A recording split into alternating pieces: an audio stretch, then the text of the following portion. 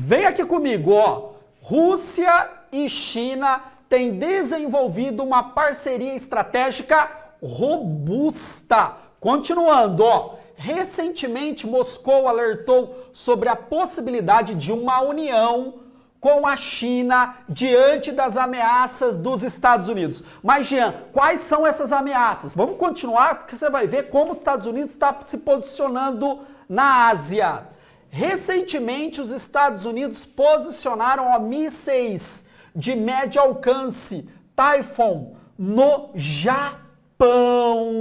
Aí você quer que eu morro de amores pelos Estados Unidos, como outros aí, analistas da internet. Ah, eu amo Mickey, nossa, Flórida, Orlando. Gente, vê o que os Estados Unidos faz no jogo geopolítico global. Ele vai lá na Ásia, posiciona mísseis, fazendo um exercício militar com o Japão, faz toda uma movimentação ao lado da China, ao lado da Rússia. Aí você quer que Rússia e China tenham qual tipo de posicionamento? Ah, tudo bem, Estados Unidos, o Pacífico é seu.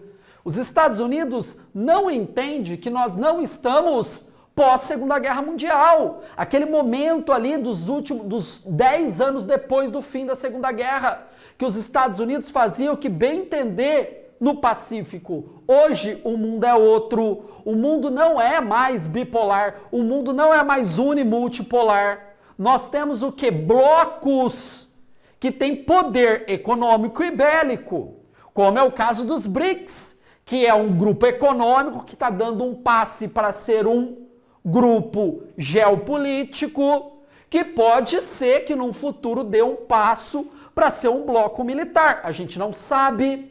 A reunião que está acontecendo em São Petersburgo dos BRICS e do BRICS+, já está dialogando acima de uma fala econômica. Está falando de questões geopolíticas, está falando da guerra da Ucrânia, está falando de mediar uma solução para o conflito, com a participação de China, com a participação de Índia, com a participação do Brasil. Isso, cara, é impensável ali nos 10 anos pós-Segunda Guerra Mundial. E os Estados Unidos não entendem isso.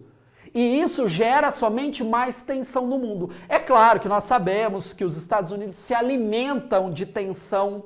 Quanto mais tensão, melhor para a economia estadunidense, que lidera a produção de armamento no mundo, assim, disparado. Produção e venda de armamento. Então, guerra no quintal dos outros é bom para a economia dos Estados Unidos. Gente, só lembrar, Primeira Guerra Mundial, Segunda Guerra Mundial, qual país saiu mais fortalecido? Os Estados Unidos. E essas tensões no mundo, cara, favorece. Aí você quer que China e Rússia atuam de que forma? Ampliam as relações. Relações que já começaram a ser construídas lá na parceria sem limites, proposta pelo Xi Jinping e pelo Vladimir Putin. Os dois países agora são países irmãos nas questões econômicas e nas questões geopolíticas. Mas, Jean, essa relação Rússia e China sempre foi próxima? Claro que não. No final do governo de Mao Tse Tung, você já tinha o quê? Rusgas entre os dois países. Se você volta mais na história, já teve guerra entre Rússia e China. No governo de Deng Xiaoping, pós Mao Tse Tung, a China se alinhou aos Estados Unidos. Foi a primeira vez que um governante chinês pisou em solo estadunidense. A China se abriu para as empresas estadunidenses dentro das zonas econômicas especiais. Mas hoje o mundo é outro.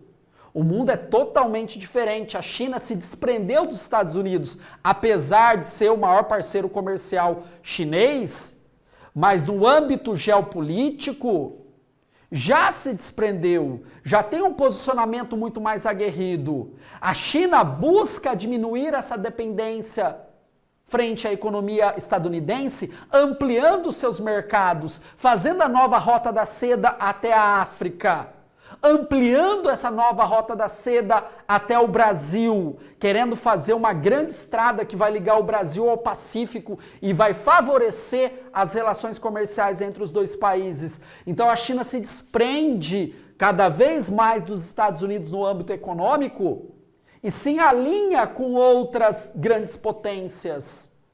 E uma delas é a Rússia.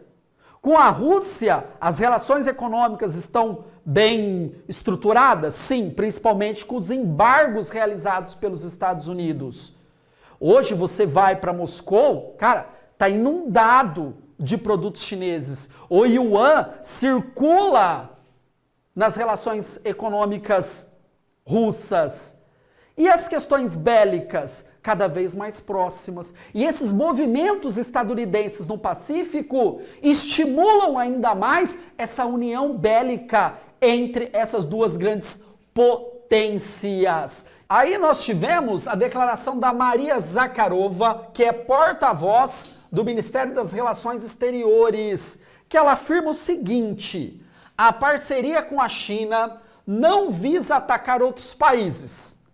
A Rússia e a China podem combinar potencial diante de uma ameaça dos Estados Unidos. Todo mundo sabe do poder bélico dos Estados Unidos. Todo mundo sabe da união Estados Unidos e OTAN, do seu poderio militar. Então, cabe à Rússia e à China, enxergando os Estados Unidos como um inimigo, principalmente nas questões geopolíticas, se unirem para combater essa influência ou possivelmente entrar num conflito contra os Estados Unidos. Isso é a resposta à dupla contenção. Os Estados Unidos aplicam uma política de dupla contenção contra a Rússia e a China. Tá, como que é essa política de dupla contenção? É financiar a Ucrânia contra a Rússia e financiar Taiwan contra a China. Então eles estimulam esses dois países, podemos chamar Taiwan de um país autônomo e independente, para que gere essa tensão e vai conter uma expansão geopolítica tanto da China quanto da Rússia. A China na Ásia, a Rússia em direção à Europa. Em resposta a isso, Moscou e Pequim falam em dupla contração. Zakharova reforçou que essa resposta seria defensiva e não agressiva. É a narrativa, é falar assim, ó, Rússia e China agora estão juntos. E aí, Estados Unidos, o que você acha? Você vai continuar? Uma coisa, Estados Unidos e OTAN contra a Rússia. Uma outra coisa, Estados Unidos e OTAN contra a Rússia e China. É um outro patamar. Até que o conflito não ocorra vias de fato, mas só essa narrativa breca, né? Olha, eu não vou apenas combater a Rússia, tem outro poderoso ali do lado, que é a China. E isso é reação aos mísseis, né? A China e a Rússia estariam prontas para reagir de maneira não política às ameaças significativas. Essa reação militar e estratégica, especialmente se os Estados Unidos implantar os mísseis no Japão. Cara, de novo essa ladainha de míssil, né? Lembro você lá na Guerra Fria, a Rússia quase instalou mísseis de fato ali mirados para os Estados Unidos. E os Estados Unidos também ia colocar mísseis na Turquia apontados para o Kremlin. E de novo vem isso. Os Estados Unidos está colocando mísseis ali no Japão. Cara, o Japão, que já foi inimigo dos Estados Unidos, que recebeu 2 bombas atômicas em Hiroshima e Nagasaki, que teve que se curvar para os Estados Unidos, aceitar toda a influência estadunidense no país. Cara, e hoje precisa dos Estados Unidos para se defender da China e de uma Coreia do Norte.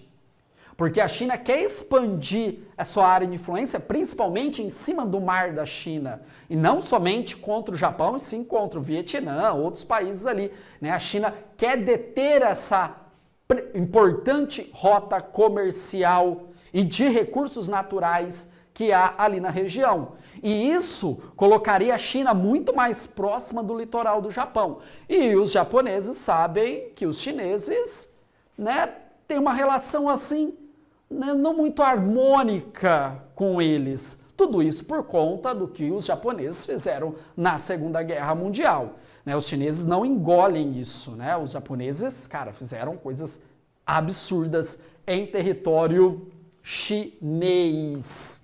Tá, essa parceria é a parceria sem limites que eu falei para vocês, o acordo assinado entre Putin e Xi Jinping em 2022. Engraçado, né, que logo depois a Rússia de Putin invade a Ucrânia.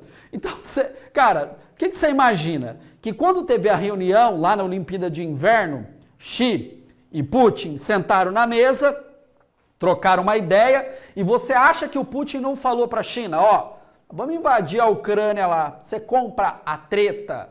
O Xi falou o quê? Cara, pode invadir, pode ficar tranquilo que a gente vai barrar as ações dos Estados Unidos no Conselho de Segurança, vamos aí criar uma narrativa de alinhamento com vocês, mas eu não vou deixar claro, né? Eu vou deixar nas entrelinhas esse apoio. Aí sim o Putin foi e invadiu a Ucrânia. Teve que ter o que ali? O aval, a parceria da Rússia. Em suma, China e Rússia mais BRICS. O Brasil, claro, tem um posicionamento menos bélico. A Índia tem aquele posicionamento estranho, né? Porque a Índia também tem ali uma relação não tão amistosa com a China, porque eles disputam influência na Ásia, mas apoiam indiretamente China e Rússia, tudo que eles fizerem ali no âmbito geopolítico. E do outro lado você tem Estados Unidos e OTAN. É assim que está organizado o mundo hoje. Você não tem mais uma organização unimultipolar, Estados Unidos ali no topo. Isso se foi desde 2010. E os Estados Unidos precisam entender isso. Será que a próxima presidente dos Estados Unidos, ou presidenta dos Estados Unidos, Kamala, vai se posicionar diferente? Eu acredito que não. Será que Donald Trump, se vencer, vai se posicionar diferente? Eu acredito que sim, principalmente em relação à guerra na Ucrânia, já que ele fala que tem um diálogo aberto com Vladimir Putin, que eles conversam, olha isso. Desce o dedo no like, se inscreva, é um canal de educação, precisa muito do seu apoio, cara. E aí, o que você acha sobre tudo isso? Coloque aí nos comentários, sempre com educação, para a gente debater essa nova ordem mundial que não é aceita pelos Estados Unidos. Né? Esse novo presidente tem que entender que o mundo é outro. Beleza, galera? Tamo junto, pra cima deles. Valeu!